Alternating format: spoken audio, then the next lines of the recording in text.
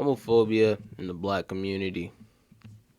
Let's get into it, man. You know what I'm saying? We got a good old little vid I just came across. Bam. By Antonio Talks Hypermasculinity and Homophobia. And the stupidity of homophobia. Let's rock. Now, in today's video, we're going to be having a discussion about hypermasculinity and the stupidity of homophobia. And the reason I'm even doing this video today is because there was a great discussion that was going on TikTok and Twitter. Within America, a lot of people are noticing that within the TV shows and the movies that we watch, a lot of the actors that are playing black Americans are not even black Americans. For example, in the new Spider-Man movie, everyone was talking about this young man's performance. Like, they said he did a great job. And then they ended up doing an interview on him, and it had a whole British accent. I would have never thought that, bro. He's British.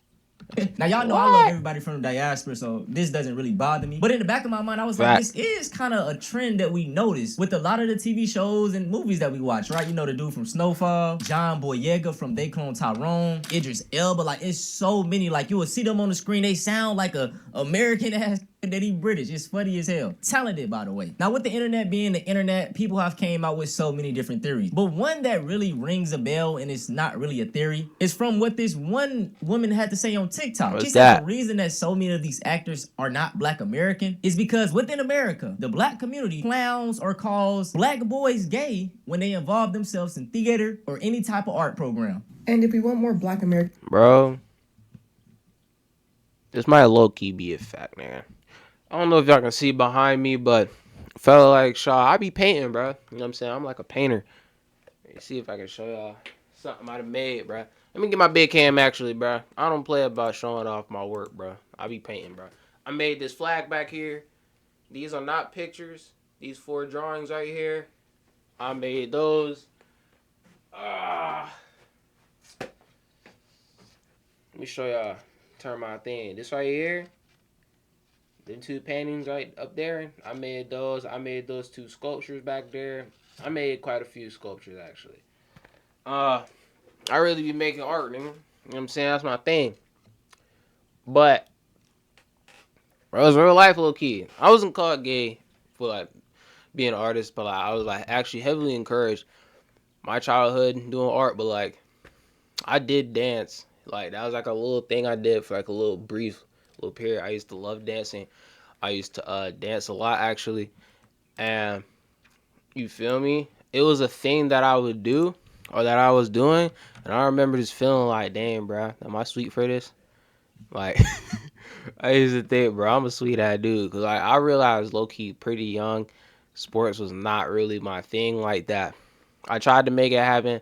But I realized sports was not my thing like that. So, like, I had, you know, I stuck with what I was good with, bruh. And it turns out it was art. It was art, nigga. It was dance, nigga. All kinds of junk. I still do stuff to this day that I be thinking, bro, am I sweet? Am I going to be perceived as sweet? I got 3 earrings in this ear, 2 earrings in this ear. I got my ears pierced for the first time in 2nd grade. And I remember thinking, bro, am I gay? Sometimes niggas will still call me gay for having, like, mad earrings. Having a lot of earrings in. A lot of people think it's gay for a man to have, like, more than 1 earring. And for some reasons, well, I heard that it was gay for having her left ear pierced, which was the piercing I got in 2nd grade. It was bad, bro. American men to actually play black American men in movies, TV shows, all that stuff, instead of UK black people. How about we always make sure that black boys are in theater and in creative arts instead of calling them gay and weird? On me, yeah. That's a fact, bro. I was the only black guy in my art class as well. I took art classes throughout high school except for 1 year, and I was like, I got to my senior year. I think it was my senior year. I had art classes both semesters. I was the only black guy in both. Your son loves to perform on theater. That's cool. And if he is gay, that's great. Hey, that is a great point. Sorry to chime in already. Fun fact about Lil Antonio, bro. I was in theater my junior and senior year. And looking back, I wish I would have embraced it more. That's you know what I'm saying? fire. But I hated it. And I thought it was corny at the time. But I ended up doing like 2 or 3 plays. And the whole experience was actually fun. And just looking back, man, I wish we did have more programs. Or maybe we do have the programs, but we just don't put our kids in it. Fun fact, people like Michael B. Jordan, they called him corny when he was in school for trying to be an actor. Now look at him. Tupac, everybody's favorite rapper. He went to a art school. In the black community, we have this such focus on putting our kids in basketball and football and being rapper. Like, it's so many different avenues for us to dive into. We have some talented ass brothers that probably would love to act their... Hell yeah, bro. Go to the hood right now. There's a lot of niggas out there that can draw, bruh. A lot of dudes can draw, bruh, but they don't do nothing with it. And I wonder why. ass off. Or even some of them that maybe know how to sing. I think most of them turn into like tattoo artists, probably. But like the title of this video, man, hypermasculinity, it sets us back. If you're not this tough, masculine, angry all the time black dude, the sad part is a lot of people in the black community gonna look at you weird. And I love bro, that discussions like this are coming out because... My bad to pause again, bro. My dad got some like deep trauma with this shit, bro. I'm telling you, bro. Yeah, hyper masculine, bro. I remember when I was younger, you know what I'm saying? I lost my dad or whatever, bro. And niggas was calling me the head of the house. I'm like the oldest dude in the crib. I got an older sister, but like, you know what I'm saying? For some reason, man in the house has to happen. You know, you gotta have your man in the house, bro. I remember even before my dad died, I used to be like low key, like a little shy and reserved. So like when they came down to talking, I had like, and I was younger. This like pre-puberty shot, man. Bro, I used to talk to people with a real like soft, low tone, cause shy reserved or whatnot, bro. I'm telling you, folks used to stay telling me a freaking like 8 to 10-year-old, yo, you need to put some bass in your voice. You need to talk a little deeper, whatever. Because, I guess it was gay. I guess people were trying to like challenge my manhood or something. Like I'm telling you, bro, that ass, bro. My whole childhood feels like, to me, it felt like, bro, I was fighting for my manhood for no reason. I had like a ton of anxiety about, what I'm saying, being perceived as like a real man or whatever. Bro, it took me so much time to grow out of that jump. It's some dead like real life jump, bro. I'm telling you. Even like with the art jump, nobody has ever told me to like quit art or like doing art is gay. But I'm telling you, bro, I used to think to myself, man, this is not like real nigga jump, bro. This ain't like, you know what I'm saying, real man activity, things of that nature. But bro, I'm telling you, bro, it get bad, bro. It get bad if you're not like a hyper masculine man. Bro, get bad. You gonna hear about it for the rest of your life. You're going to hear about it every day, because I heard about it every day. Maybe we can start changing that narrative. That's great. Oh, your boy likes to go dancing. Love to see it. Your black son wants to be in ballet. Great, love to see it. Your black son loves to play instruments instead of going to football practice. Love to see it. Your black son loves to do art. And the thing is, bro, these avenues are more, like, you have a better chance of doing it than going to the NBA or going to the NFL. And it's better in the long term anyway. You go to the NFL, you're going to probably end up with goddamn CTE. If you do make it. NBA, it's like you got to be over 6'5" or something now. Yeah. It's getting, the entry to barriers getting smaller. Bro, I heard 6'2" was short. Smaller for these things, so for it's the like, why NBA. not explore these other avenues? Love to see it. Not every black son has to be in basketball, football, sports, on the fields. For the love of God, let them go into theater. Oh God. Let your black son play the violin. And I freaking love sports, bro. Running, jump roping, and basketball, football. I loved all those things as a kid. Even to this day, I still be, you know what I'm saying? I still be, feel me? I never let go of it, but definitely. Let these little black boys like cartoons. Can we do that? Can we let these little black boys be little black boys? And maybe they'll grow up to be amazing black male actors.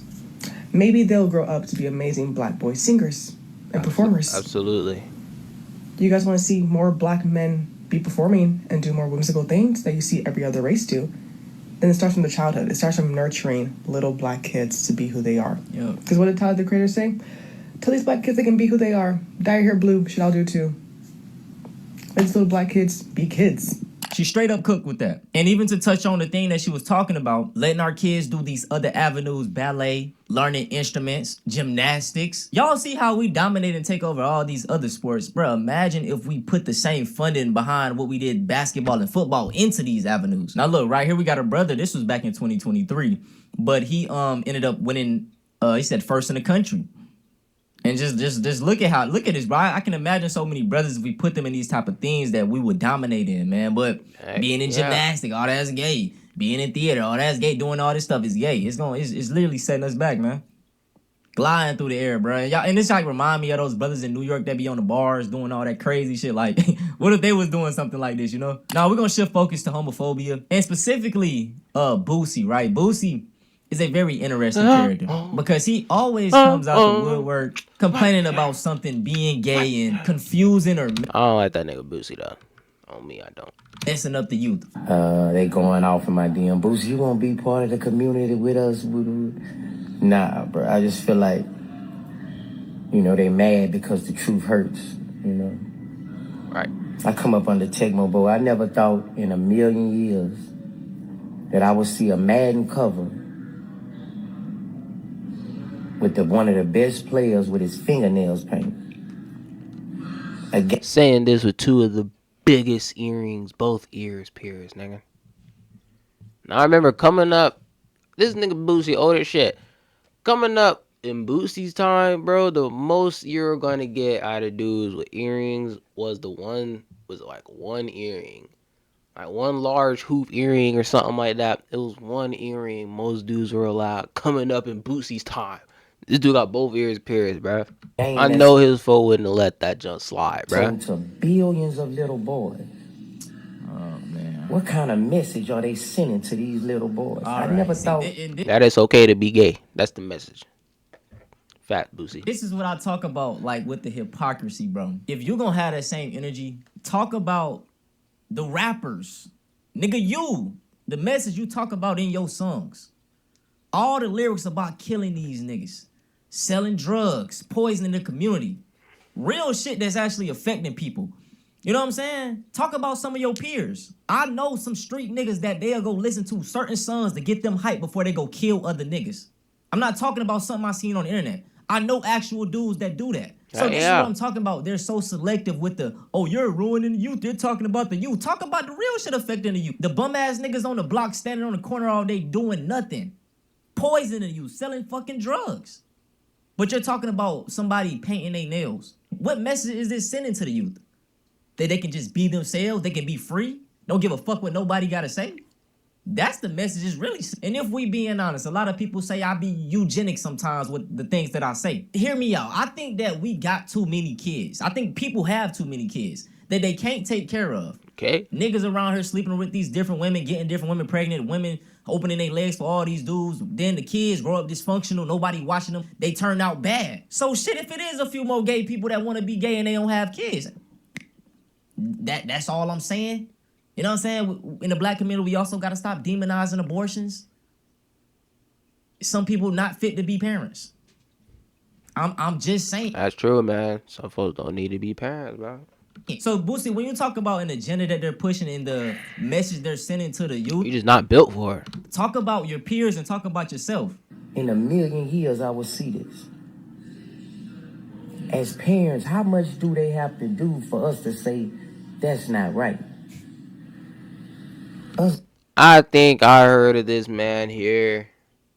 Actually, like, didn't he get some shorty to throw butt at his I think it was like 11-year-old son or something. And wasn't that a thing? Daddy's gotta go tell these boys that we got raising them to be men. And this is what it means. What does it mean to be a man? A man to these people is being hyper masculine. That is what they mean by being a real man. Oh yeah, I'm mean all day. I'm this, I'm that. What do you? That's what you consider a real man? A real man is somebody that takes care of his family, loves his kids, and the people around him unconditionally, even if they are gay. A real man takes care of responsibilities. A real man handles business. Has nothing about being masculine. I'm sorry about that little rant right there, man. But homophobia is very stupid to me. I'll never understand it. Now I want to bring up a touchy subject because if I would have did a whole video on this situation, I probably would have got called homophobic. But I do want to talk about a certain gay person that has been rubbing me the wrong way, and that is Saucy Santana. He has a song, Quiet on the Creek. Yeah. I don't know. I feel like it's like okay. And I think it refers to like down low men and like you gotta be quiet when you talking to them type shit. I think that's what it mean. Mistake, like, you know, give me I don't know what whatever it the mean, shit y'all. called. Correct me if I'm wrong, but he has a whole song like that, right? And you gotta hold your chest and you gotta shake it. It's, you know what I'm saying? Not my cup of tea, but hey, do your thuggin'. It kind of goes into the thing of like Young Miami spin that and that type of music, which I am saying that like the black community, we gotta kind of move past that shit. The same way we gotta move past the kill drill type of music as well. But there was a clip of Saucy Santana doing his song, and it was in front of a bunch of little kids, and that shit was like, no, that's wrong. So right here, this is the video. He's in front of 1, 2, 3, 4, 5 black little girls, and I used to go fishing when I was a little girl. You gotta be real quiet on the creek. for children. Hey. That is, girls. I'm not a fan of it. You know what I'm saying? Like, it's come on, bro. Always Yeah. love what you people do, but when you start doing shit like this, rap lyrics about killing people in front of little kids doing that, I would have the same output. So don't try to hit me with them homophobic allegations. That's all I gotta say. Now, to put the icing on the cake, there is a viral video. That's it for this video, bro. Hope y'all enjoyed it, bro. Hope y'all found it interesting. I'll catch y'all on the next one. Peace out, bro.